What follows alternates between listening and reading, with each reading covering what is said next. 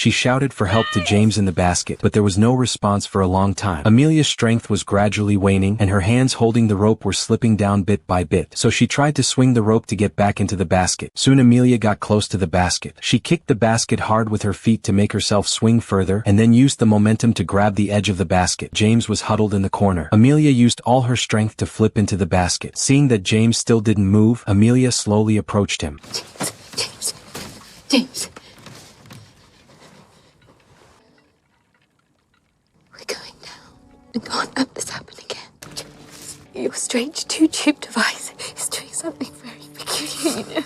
You're meaning my hygrometer? It's bubbling. Seeing James wake up, Amelia looked at him sadly. James looked at Amelia's injured hands and said that he didn't know what Amelia had done during his coma, but it must have been a heroic deed. Just as the two were rejoicing for their narrow escape, Amelia noticed that the snow around them seemed to be motionless, or even floating upwards. Amelia finally realized that they were descending too fast. If they didn't do something, they would be killed by the fall. The balloon's collapsing. Quick, help me!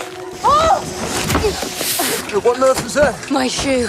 Probably best not to question it. Oh, but your shoe was up there. That means that... Maybe we save the thanks for later. We need to lose weight. A lot of weight. Now! They started throwing out the useless things in the basket. Even Amelia's jacket was thrown away, but the descending speed still didn't slow down. When James saw the ring above, he realized that the basket was the heaviest, so he told Amelia to climb up quickly. After the two climbed up, James started cutting the rope with a knife. As they saw the ground getting closer and closer, James finally cut the last rope, but the descending speed was still very fast. Amelia slowly stood up, wanting to jump off to reduce the weight and ensure James could survive. James stopped her. We sever the cord, keeping the balloon in shape, and then the silk will be pulled up into the netting and act as a parachute.